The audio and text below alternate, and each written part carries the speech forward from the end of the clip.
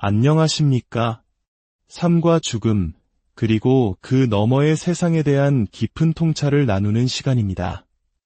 오늘 우리는 죽음의 문턱을 넘었다가 다시 돌아온 한 여성의 경이로운 이야기를 통해 우리 존재의 본질과 삶의 의미를 함께 탐색해보고자 합니다.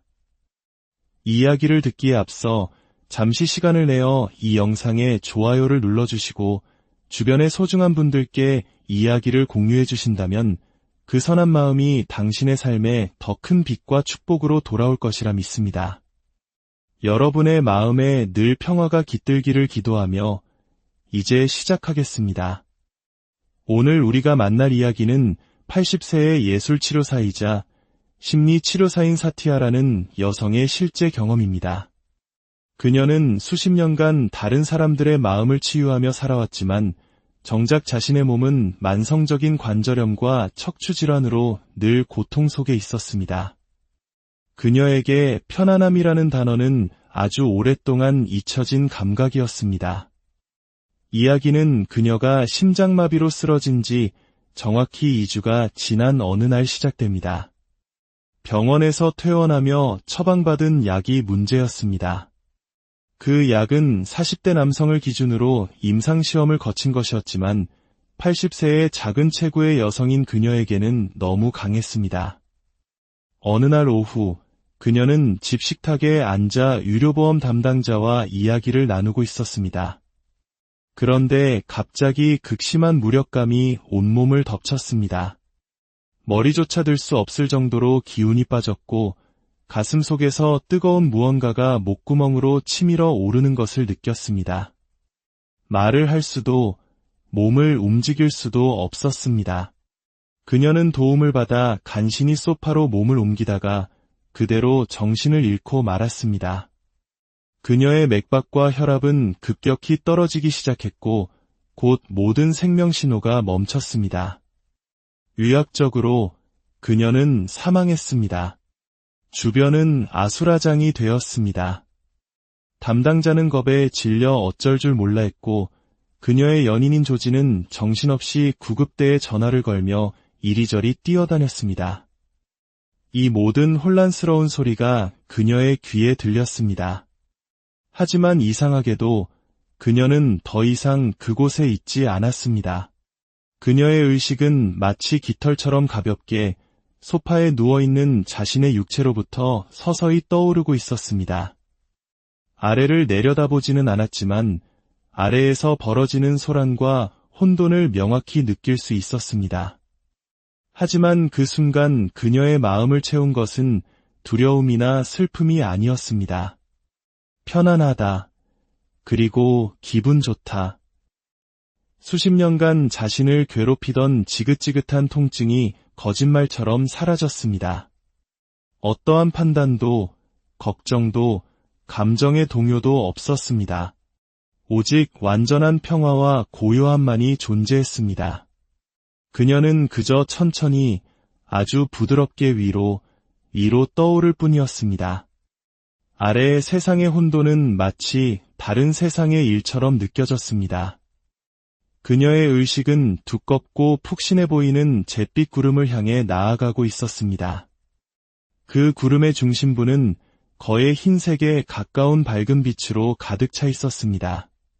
그녀는 자신도 모르게 그 빛을 향해 마음으로 말을 걸기 시작했습니다. 그녀의 마음 속에서는 거대한 감사의 물결이 일었습니다. 아, 이제 모든 것이 끝났구나. 이것이 마지막이구나. 그녀는 80년이라는 긴 세월을 되돌아보았습니다. 사랑하는 아이들을 낳아 길렀고 열정을 바친 멋진 직업도 가졌습니다. 그녀는 자신이 살아온 모든 순간들에 대해 그 빛을 향해 진심으로 감사 인사를 전했습니다. 감사합니다. 정말로 감사합니다. 그 감사의 마음과 함께 그녀는 더욱더 평화롭게 그 빛의 중심으로 빨려 들어가고 있었습니다. 그런데 바로 그 순간 한 가지 생각이 그녀의 마음을 스쳤습니다. 조지는 어떡하지? 나 없이는 제대로 살아가지 못할 텐데. 이것은 그녀의 자아, 세상에 대한 애착이 만들어낸 생각이었습니다. 그리고 그 생각의 뿌리에는 두려움이 있었습니다. 조지에 대한 걱정, 그가 혼자 남겨질 것이라는 두려움.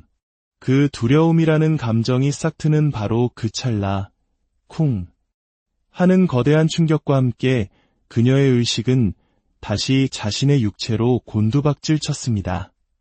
정신을 차렸을 때 그녀의 눈앞에는 구급대원 2명이 있었습니다.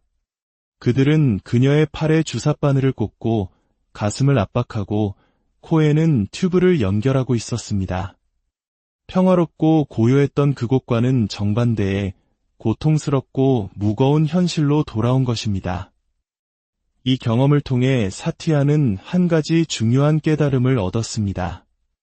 우리가 사는 이 물질 세계는 중력처럼 무겁고 우리를 아래로 끌어당기는 두려움에 기반한 공간이라는 것을 말입니다. 경쟁, 불안, 상실에 대한 걱정, 이 모든 것이 우리를 이 땅에 묶어두는 족쇄와도 같습니다. 반면 그녀가 잠시 머물렀던 저 너머의 세계는 두려움이 전혀 없는 오직 빛과 평화만이 존재하는 곳이었습니다. 그녀를 위로 떠오르게 했던 것은 바로 두려움 없음 그 자체였습니다.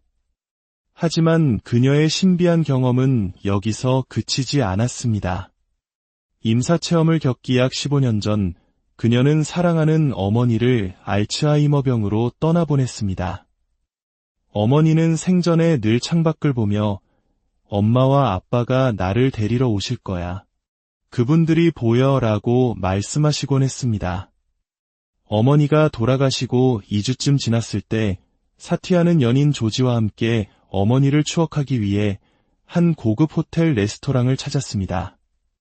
화려하고 우아한 분위기를 보며 그녀는 속으로 생각했습니다.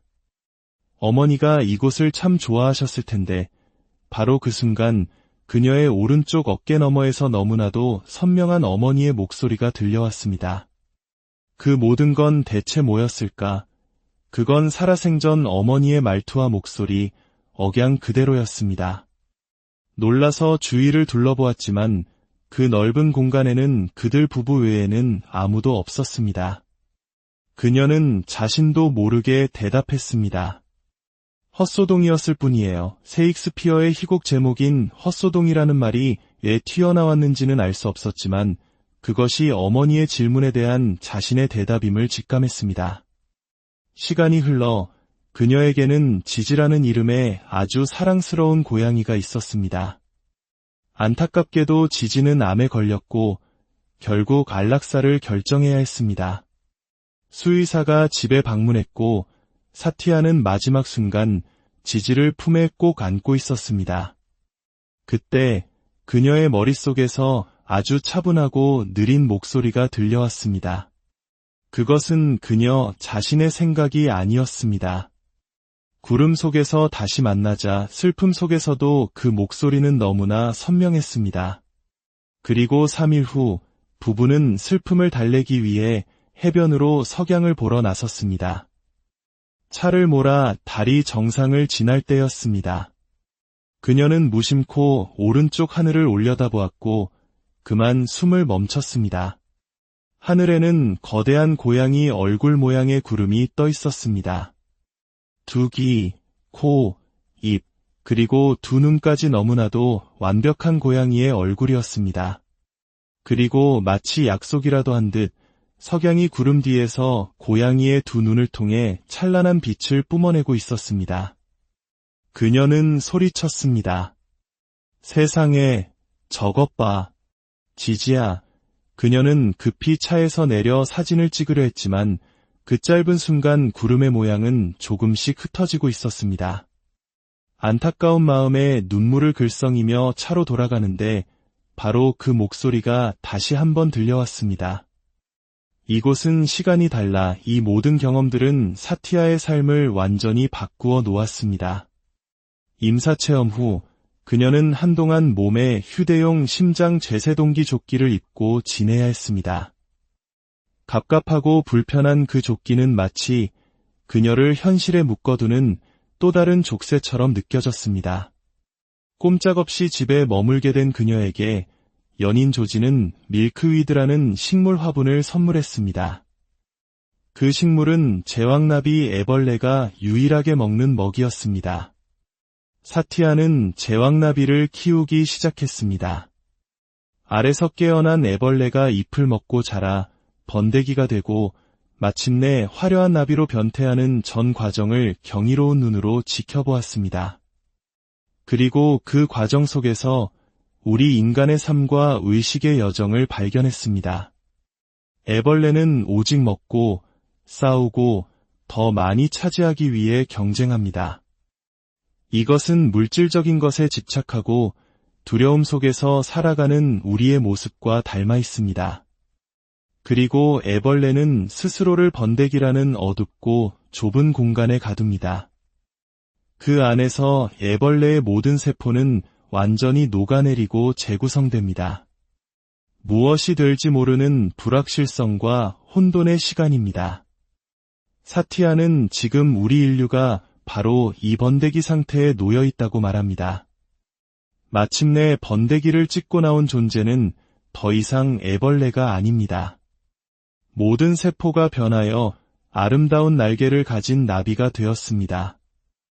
하지만 나비는 한동안 자신이 날 수 있다는 사실조차 알지 못합니다. 그저 날개가 마르기를 기다릴 뿐입니다. 우리 역시 죽음이라는 변태를 통해 육체의 한계를 벗어나 더 자유로운 존재가 되지만 처음에는 그 사실을 인지하지 못할 수도 있습니다. 사티아는 자신의 임사체험이 끝나지 않은 과업을 마치기 위해 돌아온 것이라고 믿습니다. 그것은 바로 이 나비의 가르침을 통해 사람들에게 죽음이 끝이 아니며 우리의 의식은 계속된다는 사실을 전하는 것이었습니다. 그리고 이 세상에서의 삶이 비록 고통스럽고 무거울지라도 그것은 더 높은 차원의 존재로 나아가기 위한 소중한 배움의 과정이라는 것을 일깨워주는 것이었습니다. 이야기의 마지막, 그녀는 우리에게 이렇게 속삭입니다. 나비가 애벌레에게 말했듯이 절대 믿음을 잃지 마세요. 우리가 지금 삶의 어느 단계에 있든 얼마나 힘든 도전에 직면해 있든 기억하십시오. 우리는 모두 변화의 과정 속에 있는 존재입니다. 이 어두운 번데기의 시간을 지나면 우리 모두는 언젠가 아름다운 날개를 펼쳐 저 빛을 향해 날아오를 것입니다.